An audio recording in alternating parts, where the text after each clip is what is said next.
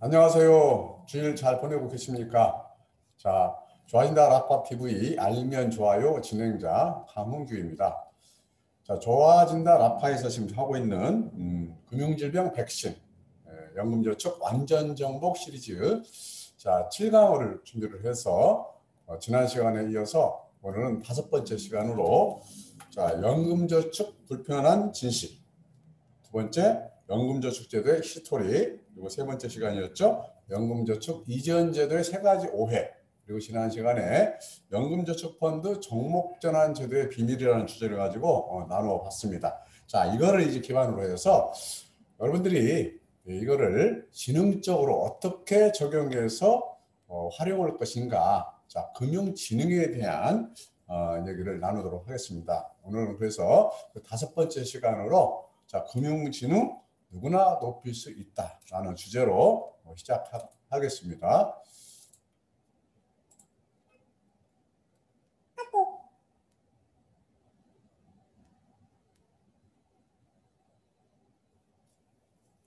자, 시작하기 앞서 여러분 국어 사전을 찾아봤더니요, 이 지식과 지혜와 지능에 대해서 뭐라고 하고 있는지 잠깐 나누는 시간을 갖도록 하겠습니다.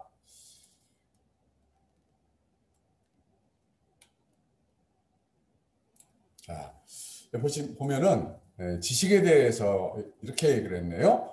어떤 대상에 대하여 배우거나 실천을 통해 알게 된 명확한 인식 또는 이해 또는 알고 있는 내용이나 사물 그랬습니다. 자, 이거는 알고 있는 것으로 그치는 것이죠. 이걸 지식이라고 지금 얘기를 하고 있고요. 자, 지혜를 뭐라고 하는가 또 보겠습니다. 사물의 이치를 빨리 깨닫고 사물을 명확하게 처리하는 정신적 능력, 옳고 그름을 가려내는 마음, 그리고 하나님의 속성 가운데 하나라고 또 되어 있네요. 히브리 사상에서는 지혜의 특성을 근면, 정직, 절제라고 이렇게 얘기를 하네요. 그래서 뭔가 지식과 지혜가 좀 다른 점이 있죠. 그래서 우리가 아무리 지식을 많이 가지고 있어도 이거를 사회에 환원하는 그런 마음으로 적용하지 않으면, 즉 사용하지 않으면 이건 죽은 지식이다, 이렇게들 얘기를 합니다. 그래서 지식보다 더욱 우리가 우월하게 평가를 받는 것이 지혜이죠. 그래서 여러분, 지식을 갖는 것이 좋겠습니까? 지혜를 갖는 것이 좋겠습니까? 아무래도 지혜를 갖는 것이 좋겠죠. 자, 그러면 지능은 뭐라고 하는지 한번 살펴보도록 하겠습니다. 지능에 대해서 이렇게 얘기를 합니다. 이 지혜와 재능을 통틀어 이룬 말, 여기 뭐가 빠졌습니까? 지식이 빠졌네요. 지혜와 재능을 통틀어 이루는 말, 즉 새로운 대상이나 상황에 부딪혀서 그 의미를 이해하고 합리적 적응 방법을 알아서 반응하고 적용하는 능력, 이렇게 얘기를 하고 있습니다.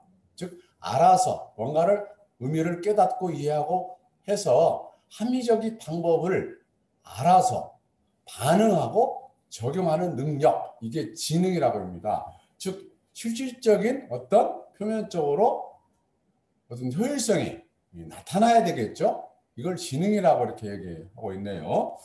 자, 그렇다면 우리가 자, 저희 배수로에서는 그래서 이런 것들을 오래전부터 인식을 하고 이 보험으로 시작했지만은 좀 우리가 확대를 해서 우리나라 국민들이, 소비자들이 교육과정에 금융교육이 전무하다 보니까 사회에 나와서 금융거래를 하는 데 있어서 너무 이게 금융이해력과 지능은 그만두고요, 금융이해력이 너무 낮은 거예요. 그래서 여기에 착안을 해서 제가 최선을 다해서 우리 소비자들에게 이 소비자의 알 권리를 통해서 거래하고 있는 금융상품에 대한 이해력을 제가 아는 범위 내에서라도, 제가 전문을 하고 있는 보험만이라도 이걸 높여서 우리가 지능적으로 활용할 수 있게 하고, 또 많은 소비자들이 금융거래할 때 보면은 그냥 금융회사나 금융관계자들이 우리 소비자들에게 뭔가를 알아서 해주기를 기대만 하더라는 것이죠. 저 역시 그랬고요. 그런데 저는 굉장히 의문이 들었습니다. 너무 의탁적인 거예요. 의지적인 거예요. 좀 자유롭고 싶은데. 그래서 뭘 알고 싶어서 질문을 참 많이 해봤는데 참 속 시원한 답을 들을 기회가 별로 없었습니다. 그 금융회사 종사자들로부터. 너무 안타까운 마음이 들어서 저라도 제가 하고 있는 이 보험이라도 우리 고객들에게 좀 제대로 알아서 스스로가 선택할 수 있는 이해력을 높이고 수준을 높여주는 그런 회사를 한번 만들어보자. 그런 플랫폼을 하나 만들어보자 하고 시작한 것이 벌써 23년이 되었네요. 그래서 저희 목적은 우리 소비자들이 이 금융 이해력과 지능을 높여서 고기 잡는 방법을 스스로가 알아서 잘 활용할 수 있도록 돕는 그런 비즈니스를 해보자 해서 시작한 것이 지금 벨스로고 한금연이고 좋아진다 라파인 것입니다. 그래서 우리 소비자들에게 이렇게 지도 지원을 통해서 국가가 해야 되고 또 어떤 학교에서 해야 될 일을 하지 않으니까 우리라도 한번 해보자 해서 시작하게 되는 거라는 말씀드리고요. 따라서 이 금융지능에 대해서 저는 이렇게 정리를 해봤습니다. 자, 여기 보시면 학력, 연령, 성별과 상관없이 무관심에서 관심으로 생각을 바꾸면 누구든지 할 수 있다. 여러분 지금 이해가 안 가시죠? 지식도 잘 모르는데 이걸 어떻게 지능적으로 하나 염려하지 않으셔도 됩니다. 오늘 잘 들어보시면 제가 왜 이 금융지능이라는 것을 학력, 연령, 성별에 상관없이 무관심한 상태에서 관심만 가지시면은 그런 생각만 바꿔주면은 금융지능을 높일 수 있는지 왜 높일 수 있는지를 나눠보고자 하는 겁니다. 자, 시작하기에 앞서서 여러분에게 제가 지금 선물을 하나 준비를 했습니다.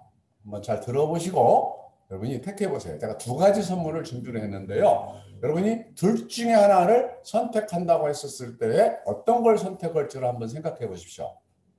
자, 첫째, 이 그림에 보시는 바와 같이 이게 체스판입니다. 가로 세로 8칸씩이 있는데 8칸 잘 보십시오.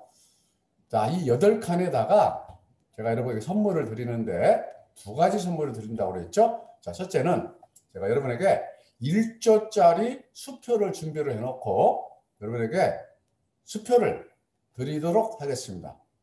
자, 그래서 이 1조짜리 수표를 가져갈 것인지 아니면 두 번째 조건으로 이 가로 세로 8개씩 있는 이 체스판에다가 자, 내일부터 쌀 한 톨부터 시작을 해서 매일 2배씩을 84칸, 88엔 64, 64칸까지, 64일째까지 한 톨부터 해서 2배씩, 2톨, 4톨, 8톨, 16톨, 32톨, 64톨 해서 64일째까지 채워주는 조건이 있습니다. 이 두 가지 조건 중에서 여러분들은 무엇을 가져가는 것이 좋을 것 같습니까? 자, 대부분의 사람들은 여러분도 지금 뭐 비교가 안 되죠. 1조 하나면 그 이자마이도 얼마입니까? 이 뭐 쌀 한 톨, 두 톨이 무슨 의미가 있겠습니까? 자, 지금 이렇게 생각하고 계시죠? 자, 그런데 진짜 그런지 1조와 이 쌀 한 톨부터 매일 2배씩을 늘려서 64일째까지 가져가는 것과 비교했었을 때 뭐가 어떻게 다른지를 한번 같이 살펴보도록 하겠습니다. 자, 이렇게 한 톨, 두 톨, 네 톨, 여덟 톨 이렇게 채워집니다. 자, 이렇게 해서 64일째를 보니까 여기에 몇 톨이 들어가야 되냐면요. 900경, 약 922경이 들어가야 됩니다. 놀랍죠? 여러분이 계산기로 직접 두드려 보십시오. 이게 사실인지 아닌지. 자, 그런데 이 마지막 64일째 들어가는 것이 920경 톨이지 이걸 전부 합치면 얼마가 되겠습니까? 2배가 됩니다. 그래서 1800경 톨이 나옵니다. 이거를 80kg 쌀 가마니로 따졌더니요 6900만 가마가 나옵니다. 자, 이거를 이제 돈으로 환산을 해야 되겠죠? 이게 얼마나 될까요, 여러분? 자, 이 자료는 제가 오래전에 만든 자료이기 때문에 그동안에 쌀값이 올랐기 때문에 더 나올 겁니다. 그러나 이거를 전회 기준으로 해서 보니까 환산 구조가 나옵니다. 구조. 자, 제가 오늘 무슨 얘기를 하려고 하냐면은 복리의 마법에 대해서 여러분이 명확히 머리로 지식으로 아는 게 아니라 바로 몸으로 깨달아서 이거를 반응하고 적용할 수 있도록 하시라는 측면에서 제가 이 얘기를 좀 드리는 겁니다. 자, 이 비밀이 누구나가 보편적으로 부자들만 쓰는 게 아니라 최저임금 200만 원 받는 사람들도 단 10만 원, 20만 원, 30만 원 저축할 수 있는 여지가 있기 때문에 누구나가 이걸 활용할 수 있는 좋은 조건의 금융상품이 있기 때문에 여러분에게 이렇게 얘기를 하고 있는 겁니다. 그게 뭐라고요? 바로 연금저축 제도 안에 그게 있다는 겁니다.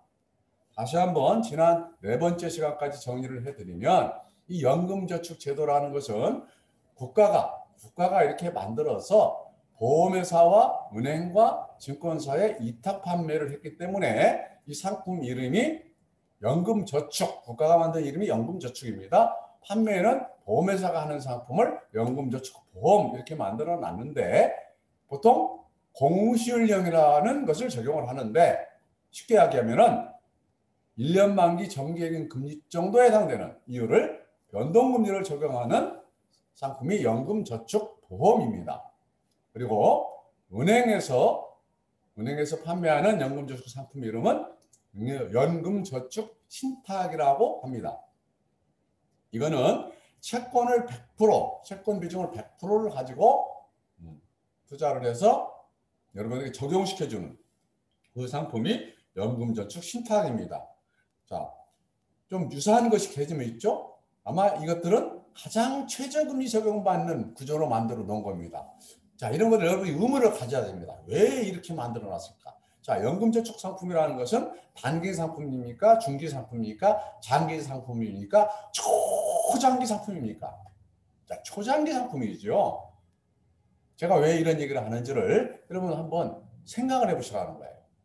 자, 그런가 하면은 2001년도에 시작하면서 증권사에서도 상품을 개발해서 고객들에게 판매를 했는데 상품 이름이 연금저축펀드입니다. 그런데 이 증권사들이 2001년도만 해도 브로커리지라고 해서 주식을 매도 매수를 반복해 가지고 거래세를 떼어가는 상당한 거래세를 떼어가는 좀 수탈적으로 떼어가는 그런 일이 있었죠. 지금은 거래세가 굉장히 낮아졌습니다만은 그때 당시만 해도 한 번 사고 파는 데 있어서 보통 0.23% 떼갔습니다. 이걸 몇 번 하면 금방 1, 2%, 2, 3%가 돼버렸죠. 자, 그래서 이때 당시에 이제 증권사에서 연금저축 펀드라는 상품이 있었는데 역시 100% 채권형밖에 없었다. 이런 거였죠.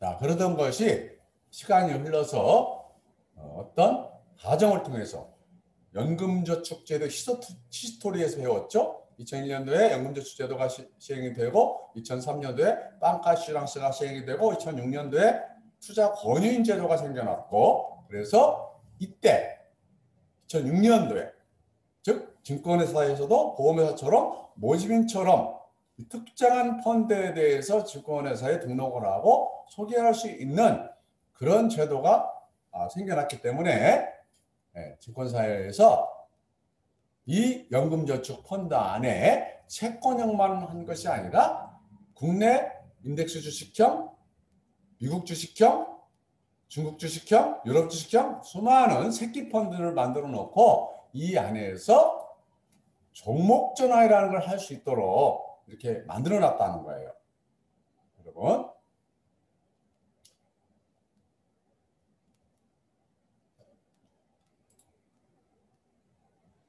자, 그래서 봤더니 이렇게 이 연금저축 펀드 안에 채권형만 있는 게 아니라 이런 여러 가지 펀드를 만들어 놓고 종목을 전환할 수 있도록 이걸 종목이라고 얘기를 합니다. 이 전체 이름은 펀드인데 이 펀드 안에 새끼 펀드 이름을 종목이라고 해놓고 이 종목을 언제든지 1년 365일 무비용으로 전환할 수 있도록 지수에 따라서 글로벌 지수에 따라서 국내 지수에 따라서 안정형으로 가고 싶을 때는 채권형으로 또 뭔가 투자형으로 가고 싶을 때는 글로벌 주식형으로 얼마든지 전환할 수 있도록 이런 제도가 2006년도에 증권회사 연구증권대 만들어져 있는 것을 제가 알게 되었습니다. 그래서 이걸 통해서 무비용으로 우리가 어떻게 하면은 안전한 가운데 수익을 낼 수 있을까 연구를 해서 10년 이상 적용을 한 결과를 여러분에게 임상을 통해서 알려드릴 그러한 것입니다. 지금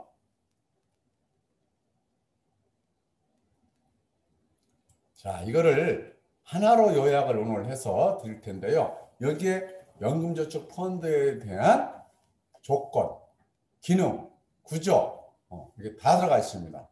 그래서 소제목을 제가 종목전환제도 제대로 알고 금융지능 높이기 이렇게 얘기를 했습니다. 자, 다시 한번 정리를 해볼게요. 여기 보시면 자, 연금저축 펀드는 이와 같이 주식형도 있고 채권형도 있고 뭐 여기는 안 나왔습니다만 미국 주식형, 글로벌 주식형 등등 여러 가지가 있다고 그랬죠. 그래서 언제든지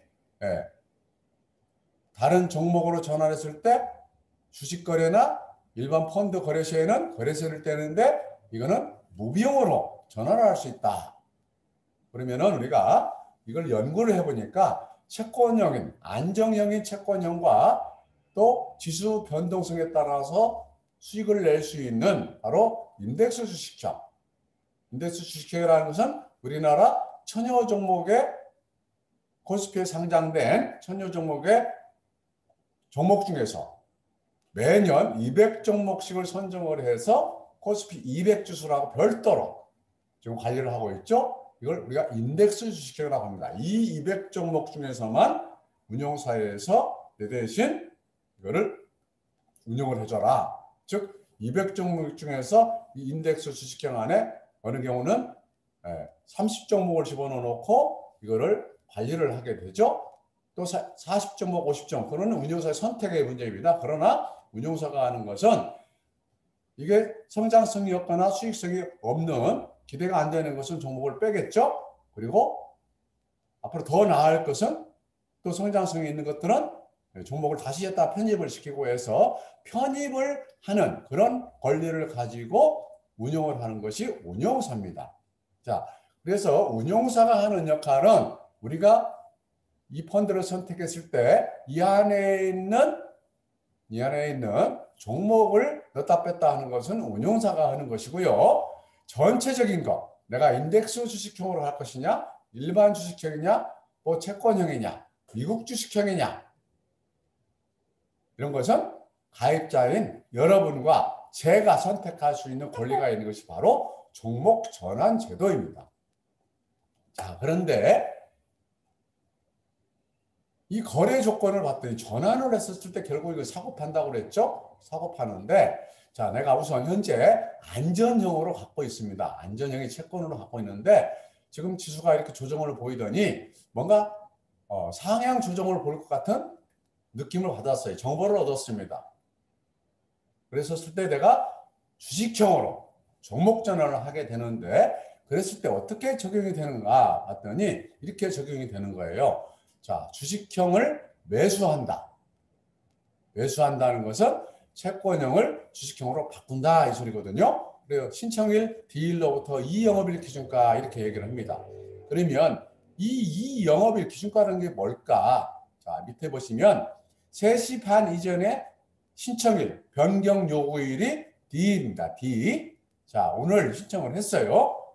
그런데 내일을 1영업일 기준가 1영업이라고 그러고 그 다음날 모레를 2영업일이라고 합니다. 그러면 기준가라는 건 뭘까요? 자, 지난 시간에 얘기를 했죠. 오늘 실시간으로 거래되고 있는 개별 종목들이 3시 반이면 끝납니다. 그러나 펀드는, 인덱스 펀드는 이 운용사들이 각각 선정을 해서 30종목이든 40종목이든 이 선정을 해서 이거를 사고 팔고 하는데 그게 3시 반 평균 종가로 나오겠죠. 근데 개별 종목은 실시간 거래이기 때문에 3시 반에 얼마로 마감이 되는지 알게 됩니다. 즉 삼성전자가 어제 종가가 9만 원이었는데 오늘 실시간으로 거래되다가 오늘 3시 반에는 9만 1,000원에 끝날 수도 있고 8만 9천 원에 끝날 수도 있겠죠. 이와 같이 여러 종목들이 결국 종가로 형성이 됐었을 때 그 평균값이 나오는 것이 바로 종가 지수가 되겠죠. 우리 종합주가 지수가 지수로 평균값이 나오듯이 이 인덱스 펀드 선정된 편입된 이 종목들만의 평균가가 지수로 나타나는데 종합주가 지수처럼 나타나는 게 아니에요. 왜? 회사마다 아니 운영사마다 이 말은 인덱스 펀드인데 200종목 평균가는 나오지만은 실질적으로 들어가는 것은 운영사마다 20종목인지 30종목인지 50종목인지 어떤 종목이 들어간지는 모르죠. 그 각 종목마다 개별 종가는 알 수 있지만은 그런데 거래 조건이 봤더니 뭐라면은 종가가 아니라 기준가라고 되어 있는 거예요. 도대체 이 기준가가 뭘까? 봤더니 이런 겁니다.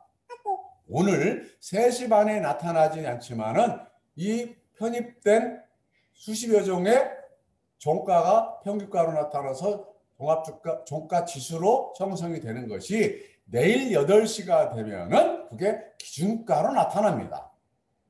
내일 8시가 되면. 그래서 개별 종목은 실시간으로 수차례 사고 파면서 가격이 형성이 되면서 거래가 이루어지지만 이 펀드는 펀드 조건에 따라서 신청일로부터 몇 영업일 기준가로 사고 팔리느냐 이 조건이 굉장히 중요하겠죠.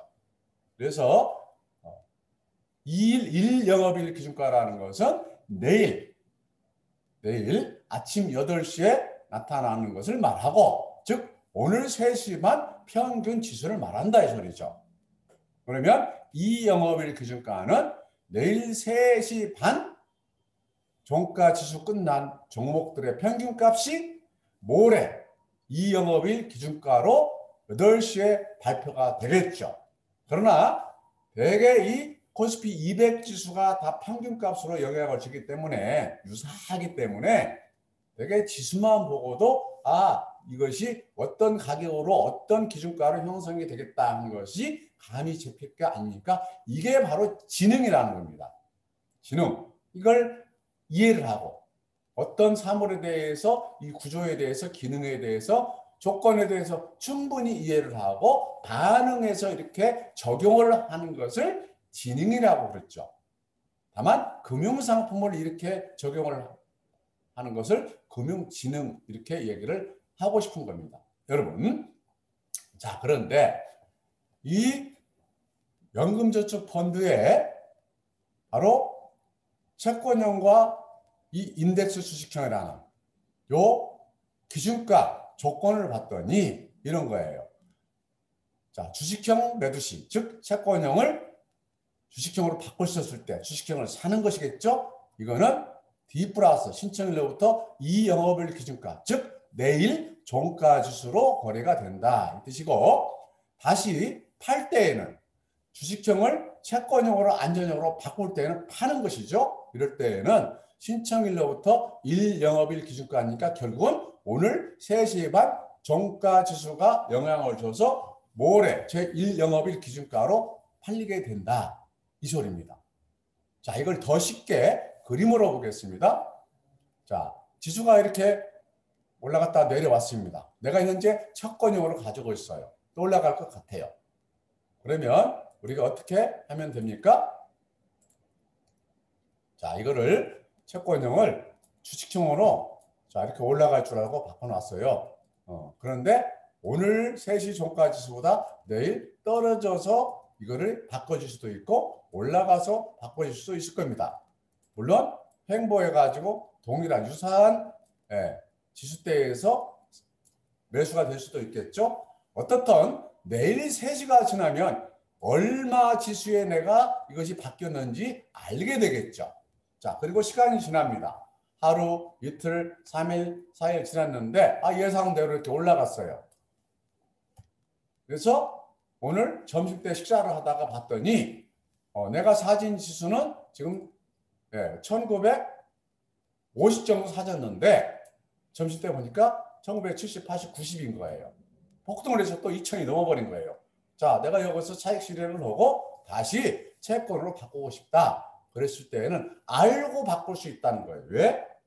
바로 팔 때에는 주식형을 채권으로 바꾸는 것은 주식형을 파는 것인데 팔 때에는 즉 매도는 바로 신청일로부터 1년을 기준가 내일 아침 기준가는 오늘 3시 반 지수라고 그랬죠. 그래서 오늘 지수를 보면 얼마 정도 차익 실현이 됐겠구나 하는 것을 알게 되고 알고 이거를 바꿀 수 있다는 것이죠. 따라서 이게 이제 내가 이와 같이 이 시점에서 사졌느냐 이 시점에서 사졌느냐에 따라서 나는 이걸 알고 매도를 하기 때문에 차익 실현이 여기서 이만큼 될 수 있는지 중간에서 사져가지고 이만큼 차익 실현이 됐는지 자 오히려 내일 지수가 떨어져가지고 이만큼 차익 실현이 됐는지를 내가 알 수 있다는 겁니다. 놀랍지 않습니까 여러분? 자 이걸 그럼 어떻게 알고 오나? 이걸 알고 오는 게 아니죠. 기다려가면서 하는 것이죠. 자 이거를 구체적으로 한번 보여드리겠습니다 여러분. 자 보세요. 자, 여기 보시면 보이십니까? 자, 이 확대를 제가 좀 하겠습니다. 자, 지수가 이렇게 흘러갑니다. 흘러가는데 여기서 자, 채권형을 가지고 계신데 현재 올라갔다고 생각이 돼서 이거를 주식형으로 바꿨습니다. 주식형으로 올라갈 것 같아서 근데 웬걸 내려가 버렸어요. 이게 문제겠죠. 주식형으로 바꿨을 때 올라가는 건 전혀 문제가 없죠. 자, 문제는 뭡니까? 내려갔을 때죠. 그러면 내려갔을 때 두려워하지 말라는 거예요. 왜 그런다고 그랬죠? 이 지수를 여러분 보시다시피 자, 이게 금융위기 때, IMF 때, 9.11 테러 때 이게 빠졌다가 올라가는 것은 급격한 모습이 똑같이 보이죠. 최근에도 마찬가지고요. 자, 그런데 이 지수라는 것은 봤더니 때가 되면 다 올라가겠어요. 과거 수십 년의 역사가 그걸 증명하고 있습니다. 빠졌다가 이 온 기간이 길어야 3년이라고 누차 강조를 했어요. 그렇다면 횡보 시점에는 이렇게 길지 않아도 되죠. 자, 이 논리를 이해를 하시면 됩니다. 자, 그래서 여기서 올라갈 줄 알고 주식형으로 바꿔놨더니 떨어졌어요. 어떻게 하라고요? 기다리라고요. 기다리면 된다고요. 절대 이거는 개별 종목처럼 깡통치 하지 않는다고. 이걸 믿으라고요. 흔들리지 마시라고요. 그러면 이 기간이 원래 때에 매수했던 이 가격대가 떨어지지만 이 순간에는 매달 분기에 한 번씩 마이너스가 돼가면서 여러분이 통지서를 받으면 불안할 거예요. 속상할 거예요. 속상하지 마세요. 오히려 이때 추가납하고 분할 매수가 들어갔기 때문에 더 효과가 있는 겁니다. 이걸 이해를 하시면 되는 거예요. 자, 그래서 때가 되면 반드시 올라오는데 이 기간이 며칠, 몇 주, 몇 달, 길어야 3년이더라는 거예요. 이걸 믿으시면 됩니다. 증권회사를 믿으시고 운용사를 믿으시고 강원균을 믿고 그런 게 아니고요. 이 지수가 무엇인지 이걸 이해를 하시고 이 조건을 활용하는 지능을 가지시라는 거예요.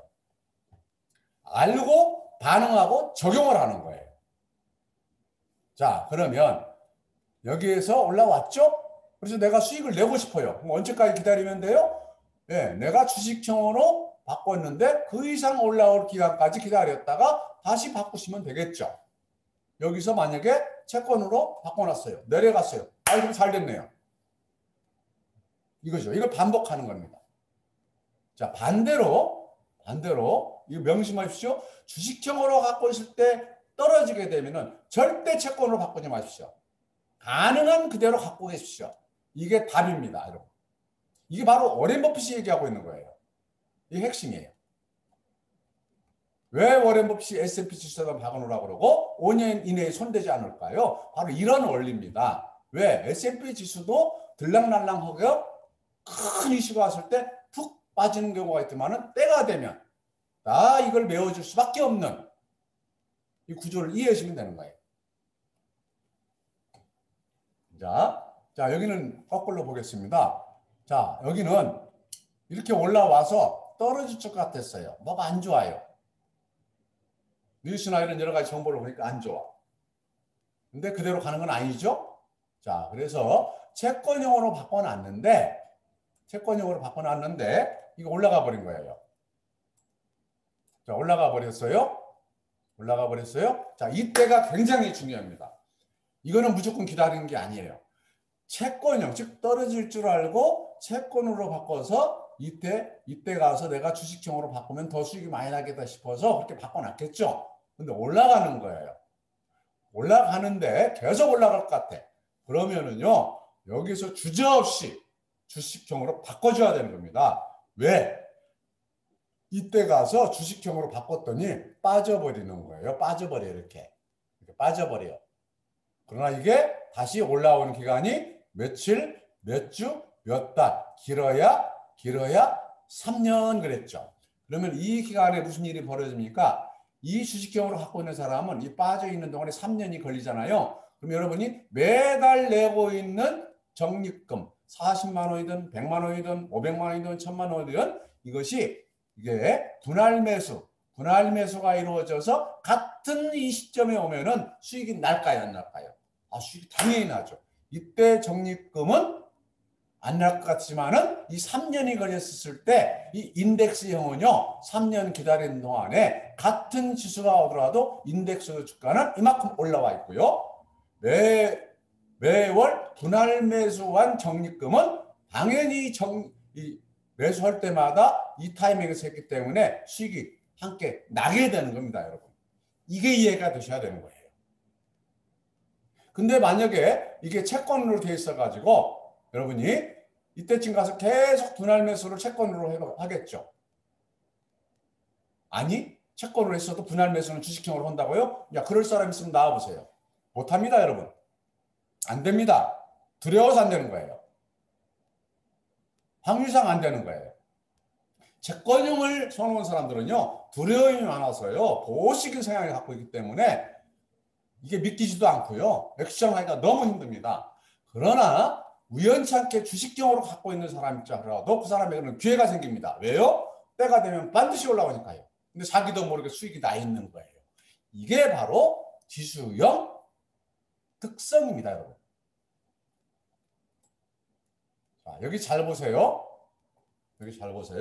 자, 여기에서 이런 일이 있었는데 엄청나게 많이 올라왔죠. 그러니까 여기서 어떻게 생각해서 사람들이 어떻게 생각하죠? 야, 이거 좀 조정을 보일 수 있겠다 하고 채권을 바꿀 수 있겠죠. 그럴 수 있습니다. 심지어 그런 거 굉장히 높아요. 그런데 이게 웬걸? 올라가는 거예요. 계속 6개월간 올라가는 거예요. 자, 그런데 이걸 이해가 되신 분들은 어떻게 해야 되죠? 여기서 주저없이 주식형으로 다시 바꿔줘야 되는 거예요. 왜? 주식형으로 바꿨다가 빠지면 어떻게 한다고요? 빠지면 기다리면 되니까요. 그러나 여기서 주식형으로 바꿔준 사람은 자, 올라갔을 때는 이 수익 실현이 되겠죠. 이 기회를 놓치지 않았죠. 그런데 채권형으로 바꾼 사람이 빠지는 것이 아니라 계속 올라가니까 계속 비싸지네 하다가 기회를 놓쳐버리는 거예요. 자, 여기는 그만두고 실제 자, 우리 전 고점이 2600인데 2500, 600에서 3000 갈 것 같아서 사놨어요. 그때 빠지는 거예요. 이게 손해입니까? 아니요. 이 기다리는 시간이 1년, 2년, 3년 되는 동안에 이게 분할 매수가 되어가지고 똑같은 시점이 오니까 이게 수익이 다 나 있는 거예요. 그리고 인덱스형 특징상 지난 시간에 얘기를 했죠. 같은 종합지가지수가 같은 지수가 더라도 시간이 지나면서 200종목이 끌고 가기 때문에 인덱스 주식 주가는 올라가게 돼 있다고요. 종합주가 지수는 같은 시점에 왔다 하더라도. 그런데 이게 이렇게 같이 올라가 버렸으니까 어떤 일이 벌어질까요? 대박 사건이 나는 것이죠. 자, 이게 앞으로는 이런 일이 또 없을까요? 또 있을 겁니다. 또 있을 거예요. 여러분. 이게 지금 무슨 말인가 안 믿겨지시죠? 자, 대부분의 사람들은 결과를 보여줘야 그나마라도 믿음직합니다. 여러분 그러지 마세요. 결과보다 더 중요한 게 뿌리고요. 뿌리를 알아야 과정이 이해가 되는 것이고요. 그 과정이 이해됐을 때 믿음이 생기게 되고 내성이 길러져서 이 기다릴 힘이 생기는 겁니다. 웃어가면서 기다려요. 이거 제대로 이해를 하면 허허허허 하면서 기회네. 이 기회에 오히려 내가 주식형으로 바꿔놨는데 오히려 떨어지네. 이건 기회입니다. 그리고 다행히 올라갔어요. 그러면 올라갔으니까 상관없죠. 근데 떨어지면 오히려 뭐라고요? 기회라고요. 이걸 하시면 된다고요. 이게 바로 금융지능이라고요.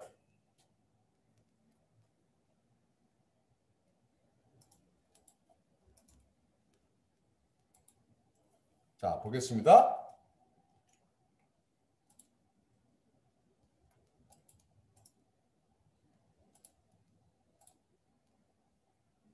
자, 실제 사례를 보겠습니다. 제가 여러분. 자, 보십시오. 자, 2003년도에 제 딸 건데요.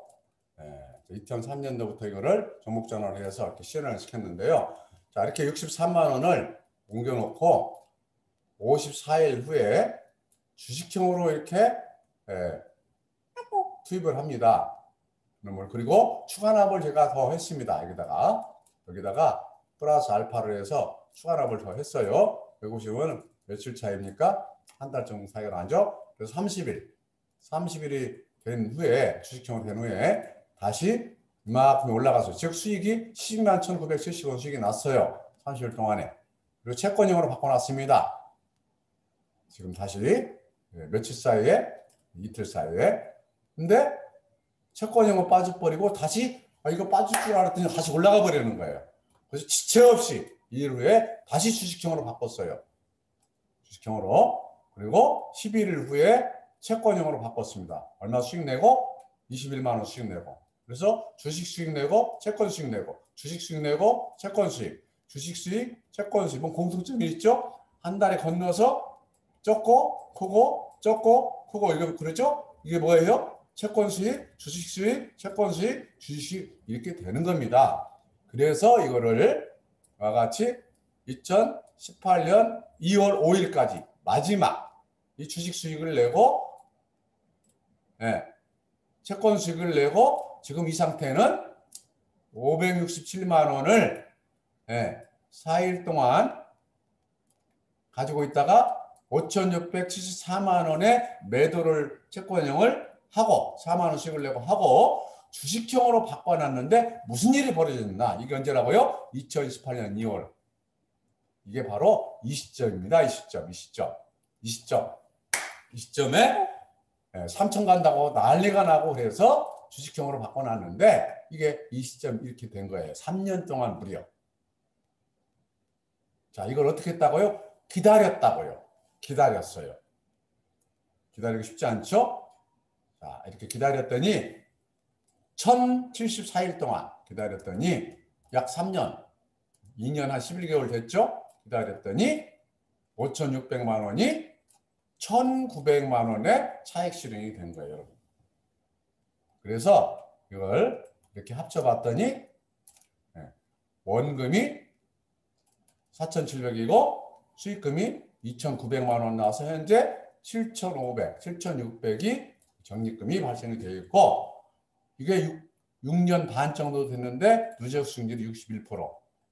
그래서 연 환산 수익률, 환산 수익률은 무슨 얘기예요? 6년을 나누면 한 10%밖에 안 되는데, 그죠? 6으로 나누면. 근데 왜 13%예요? 네. 이게 처음부터 6년 동안 4,700에 들어간 게 아니고요. 60만 원부터 해서 들어갔기 때문에 연 환산 수익률 10%가 훨씬 웃도는 겁니다. 자, 제가 왜 이 얘기를 할까요? 그러니까 복리구조라는 사실이에요, 여러분. 자, 이 표는 바로 장기, 이 연금저축은 장기 상품인데 여기에 무슨 비밀이 있나 한번 제가 이 계산기를 가지고 여러분께 공개를 해드리겠습니다. 머리로 하지 마시고 몸으로 여러분 직접 확인을 해보십시오. 제가 이게 맞게 했는지. 자, 보십시오. 연금저축은 연 1,800이기 때문에 1인당 월 150까지 가능하죠. 자, 젊은이들이 꿈을 가지시면 됩니다. 자, 이거를 연복리 6%와 12%에 대해서 연복리 왜 제가 12%를 얘기를 했죠? 네, 12%가 연금저축으로 가능하기 때문에 그렇습니다. 평균. 이미 임상이 10년 동안 됐잖아요. 여러분 적용하는 걸 보셨잖아요. 자, 이 6%와 12%가 얼마나 크게 차이가 나는지 기간이 지나면은 놀라울 정도로 벌어진다는 사실을 여러분 이번 시간에 느끼시고 체험하시기 바랍니다. 그리고 반응해서 확인을 해보시기 바랍니다. 이게 금융지능을 높이는 거예요. 자, 150만 원씩 360개월 들어가면 원금이 5억 4천만 원입니다. 30년 동안. 자, 그런데 연복리 6%로 하니까요. 이자가 얼마 붙냐? 9억이 붙었습니다. 9억. 6%도 적은 게 아니죠? 대단하죠? 그런데 잘 보세요. 6%와 12%는 금리로 따졌을 때는 2배밖에 차이가 안 나죠. 2배밖에 차이가 안 나는데 실제 이 이자는 얼마 차이 나는 보세요. 원금은 똑같이 5억 4천입니다. 근데 이자는 6%는 9억 2천이고 여기는 40억입니다, 여러분. 몇 번입니까? 네, 4배 차이가 납니다. 금리는 2배 차이인데 수익은 4배 차이가 납니다, 여러분.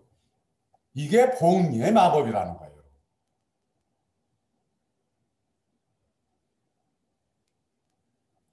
그래서 같은 150만 원을 30년 계획을 세워서 30세인 사람이 60세까지 마음은 먹고 이렇게 저축을 했더니 46억이 되어 있는 거예요. 그러나 6%는 14억이 되어 있는 거예요. 그렇다면 요즘 금리 2%는 어떻게 될까요, 여러분?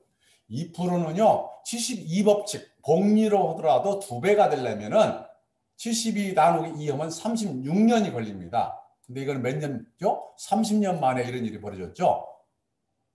즉 5억 4천 수익을 얻으려면 복리 2%로 36년이 돼야 됩니다. 복리로요. 네. 자, 이건 여러분 확인을 해보시고요. 자, 이와 같은 검증된 임상을 한 그 결과물을 가지고 여러분이 꿈을 가지시고 이 금융지능을 활용해서 여러분 목표를 세우시면은 이런 놀라운 일이 기대가 된다는 겁니다. 자, 여기 보겠습니다. 60세를 목표로 해서 또는 70세를 목표로 상관이 없습니다. 10억 만들기를 한번 해보겠습니다. 자, 이게 10년 늦게 하면은 얼마나 큰 차이가 나는지를 잘 살펴보세요. 자, 20세인 사람이 자녀가 있는데 60세까지는 40년이죠. 40년 동안 이 종목전환 제도 또 기다림의 법칙을 이용해서 활용을 해서 연 10% 수익을 가정을 했더니 연 10%로 투자 수익률 10%로 해서 저희가 계획을 해봤더니 월 얼마가 들어가면 되느냐? 26만 원씩을 납입하면 됩니다.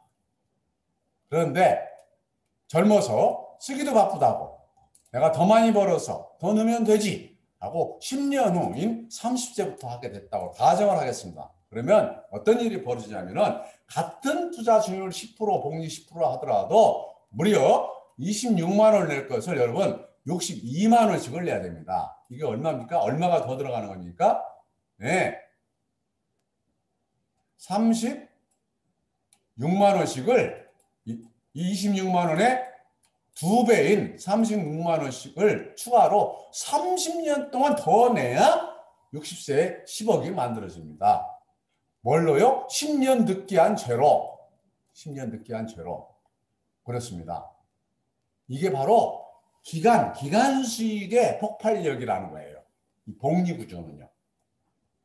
자, 하나 더 볼게요. 자, 40세인 사람이 10년 또 늦춰가지고 또 미뤄요. 그러더니 40세부터 해가지고 마음먹고 해요. 근데 얼마를 부담을 해야 되느냐? 20년 동안. 60세까지. 그러면 지금 30세에 한 친구에 62만 원씩 냈는데 나는 이놈의 2배가 넘는 161만 원씩을 20년 동안 더 납입을 하고 10% 적용이 됐었을 때 10억이 나오는 거예요. 자, 여러분 161만 원씩 20년 내고 10억을 만드는 게 좋겠습니까? 늦기 전에 1년이라도 먼저 해서 10년 먼저 해서 30년 동안 161만 원이 아니라 62만 원씩 저축을 해서 10억을 만든 게 여러분에게 부담이 적을까요? 어떤 것이 부담이 적을까요? 여러분, 금융지능을 높이세요. 자, 하나 더 보겠습니다. 이건 10억 만들기를 가정한 거고요. 자, 여러분, 가난 물려주겠습니까? 금융지능을 물려주겠습니까? 여러분이 이거를 10년, 20년 체험을 했다면 다음 자녀들은 어떻게 되겠어요? 누가 떡 먹기죠. 누가 떡 먹기 어려운가요? 잘 들으세요. 이걸 물려주세요라는 거예요. 이 지능을 물려주시라는 거예요. 실제 몸으로 해봤잖아요. 반응하고 적용을 한 거잖아요. 머리로 하는 것은 끝입니다. 그걸 아는 것은 끝이에요. 자, 연 1800씩 최고 한도니까 연 1800씩을 자, 활용을 합니다. 연 1800씩을 아까 이거는 그냥 26만 1800이 아니고 월 150이 아니고 그냥 26만 원씩. 근데 이 제도가 최고 연 1800, 월 150까지 할 수 있다고 했잖아요. 그럼 이거를 능력이 있다면은 나만 할 일이 아니라 내 가족 수대로 해야 되겠죠. 제 고객은 이미 그렇게 하고 있는 분들이 상당히 됩니다. 이분들이 앞으로 10년, 20년, 30년 지나면 제가 떠나고 나면 그때 제 얘기를 하게 될 거예요. 제가 얼마나 큰 선물을, 큰 복덩어리를 여러분에게 줬는지 그때 느끼게 될 겁니다. 자, 보세요. 자, 연 6%로 적용이 됐을 때, 8%로 적용이 됐을 때, 자, 12%로 적용이 됐을 때, 여러분, 연 1800씩 저축할 수 있는 능력이 있다면은, 여러분, 100억 만들 수 있습니다. 왜냐고요? 잘 보십시오. 누구나 바로 알면 가능합니다. 자, 12%를 가정해 보겠습니다. 그 이상도 나올 수 있습니다. 자, 360개월 동안, 자, 30년이면 60세겠고, 40세는 70세면 30년이겠고요. 지금 50세는 80세 가서 100억 목표를 해보세요. 50세 됐어도요. 재밌지 않습니까? 자, 1800씩 30년 납입을 했더니 원금이 5억 4천 들어가죠. 그런데 12%로 해서 복리구조로 봤더니 30년의 적립원리금이 얼마가 되는 것 같더니 무려 46억이 됩니다. 아까 보셨죠? 46억. 이거를 2인 가족인 부부 2인 가족 했을 때 92억이 나오겠죠? 즉 100억이 가능하다 이 소리입니다. 여러분 얼마 가지고 부부간 5억 4천씩 2명이면 30년 동안 10억을 매년 1800씩 2명분을 저축을 하면 이 연금저축 펀드만 가지고도 남부럽지 않은 이런 금융자산을 키울 수 있다는 겁니다. 여러분. 이 6%와 12% 차이가 얼마 차이 난다고요? 4배 차이가 난다고요. 금리는 6%와 12%가 2배 차이인데 수익금은 4배 차이가 난다고요. 이걸 알아야 되지 않겠습니까, 여러분? 이 금융지능을 높여야 되지 않겠습니까, 여러분? 어려운 것이라고요? 네, 아까 얘기했잖아요. 기다리면 된다고요. 주식형으로 갔다가 빠지면 기다리면 될 일이고, 채권형으로 갔는데 빠지면 좋고, 다시 올라갈 것 같으면 그때 다시 주식을 바꾸세요. 바꾸고 빠지면 기다리고요. 이게 팩트입니다, 여러분.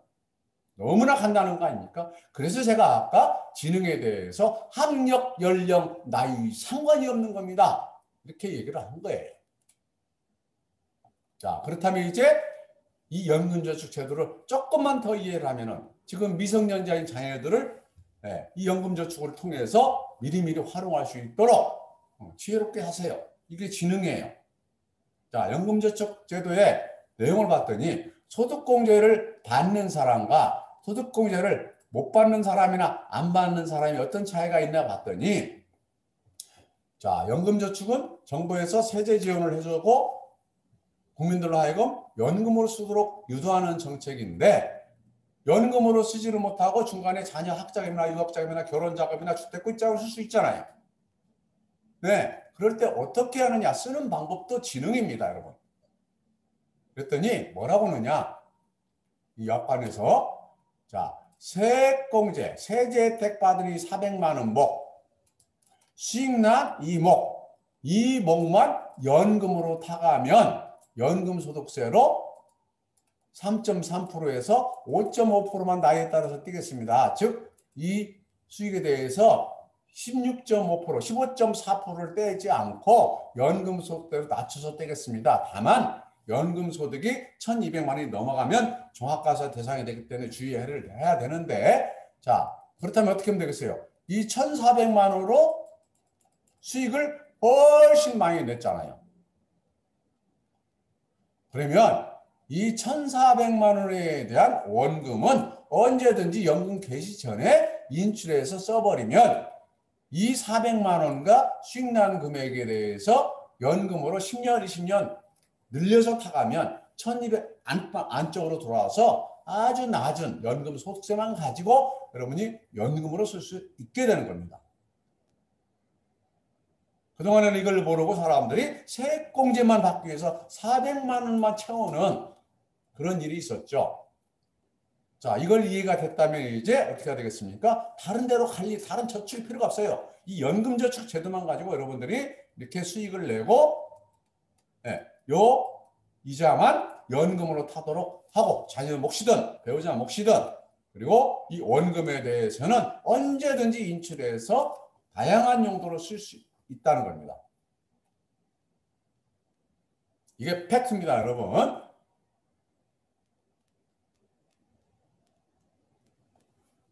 다시 한번 마무리를 한다면, 이 횡보장사의 일반적인 펀드는 수익이 하나도 안 나죠. 이 기간이 오래 갈수록.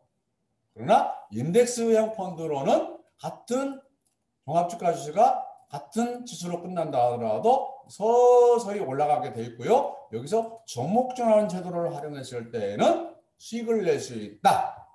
이거를 여러분에게 증명을 해드렸습니다. 이거를 알고 이해하고 반응해서 적용하는 것이 바로 금융지능이라는 것. 여러분, 그래서 이 연금저축 펀드만 가지고도 지수 변동성을 활용해서 상당한 고수익을 낼 수 있는 이 꿀팁을 여러분에게 오늘 말씀을 드렸습니다. 자, 남은 시간 여러분 평안한 시간 되시고요. 이 내용은 반복해서 학습하셔서 여러분 걸로 만들어서 많은 사람들에게 복음처럼, 저는 이거를 경제복음이라고 합니다. 정부와 학교가 어떤 금융회사도 제대로 알려주지 않는 이런 낙후된 금융 환경에서 여러분들에게 어떻게 하면 이거를 금융지능을 높여서 이해력을 높여서 우리 국민들의 안전한, 안정된 금융소득을 높여줄 수 있을 것인가, 이 일을 지금 23년 전부터 지방에서 지금 하고 있는 것이 바로 베스로연금저축이고 한국금융자산 입출구전략연구소이고요. 지난해 새로 창업한 착한 정보 공유 유통 회사. 무엇이든지 검증된 착한 정보를, 무엇이든지라는 것은 금융을 포함한 유무형의 모든 정보를 소유경제 체제를 벗어나서 우리 소비자들끼리 공유를 해서, 착하게 공유를 해서 수탈적인 우리 재벌 금융회사와 재벌들의 당하지 않고 우리 스스로가 자생적으로 고기 잡는 방법을 배워서 대대로 이걸 활용한다면 여러분 남부럽지 않아. 작은 어려움 없이 될 수 있다는 거. 여러분 꿈을 가지십시오. 다시 한번 이 시간 시청해 주셔서 감사드리고 많이 퍼나르게 해주시면 고맙겠습니다. 자, 이제 곧 봄이 오는 것 같은데 날씨가 많이 따뜻해졌습니다. 환절기 조심하시고요. 건강하십시오. 감사합니다.